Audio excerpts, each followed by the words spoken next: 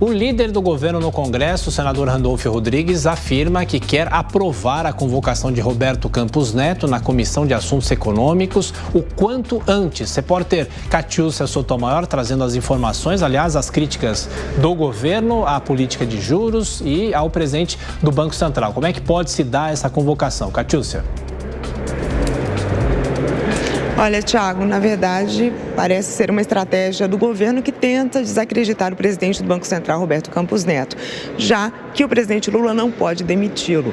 Além de atacar pessoalmente o economista indicado para o cargo pelo ex-presidente Bolsonaro, Lula já disse, por exemplo, que seria responsabilidade do Senado tirá-lo de lá, porque, abre aspas, eles que colocaram esse cidadão lá, fecha aspas.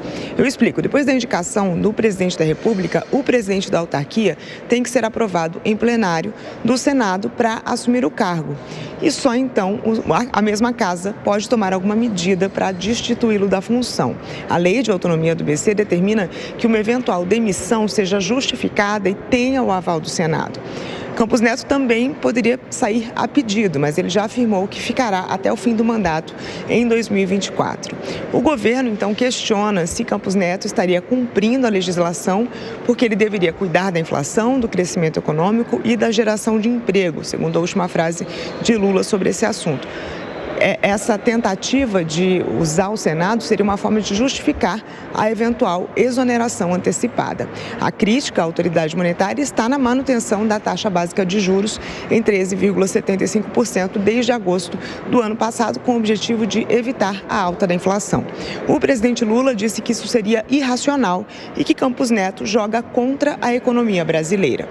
O senador Randolfo Rodrigues insiste que a decisão de chamar Campos Neto para ser ouvido na Comissão de Assuntos Econômicos do Senado Federal partiu dele, mas o pedido de fiscalização das ações do Banco Central tem vindo sim de Lula. O presidente declarou que os senadores são os responsáveis por analisar se ele está cumprindo a lei. Tendo em vista a independência do Banco Central, Campos Neto não pode ser convocado, apenas convidado, ou seja, não é obrigado a comparecer.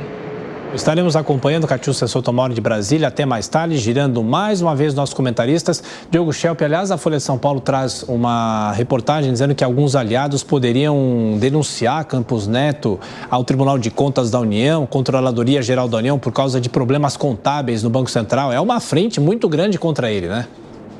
Tiago, uma pressão muito grande sobre Roberto Campos Neto. Isso, o que a gente está vendo, obviamente, que é função do Senado, quer dizer, o Poder Legislativo, ele tem a atribuição de legislar, mas tem também a atribuição de fiscalizar, quer dizer, a rigor não há nada de errado em se convocar integrantes do governo, seja da administração direta ou indireta, para que se preste esclarecimentos sobre as políticas que estão sendo adotadas, para saber se as regras, as leis e todos os objetivos e as metas do Banco Central, por exemplo, estão sendo cumpridas, estão sendo levadas adiante. É muito provável, né, que num encontro desses, numa prestação de contas dessas, Roberto Campos se saia muito bem. Obviamente, ele tem um domínio técnico do assunto. Nas últimas vezes em que ele foi questionado, muitas vezes de forma muito dura, em relação à política de juros, ele sempre soube explicar, obviamente, muito bem por que isso está sendo feito, apesar de ser um remédio amargo, apesar de ser algo que realmente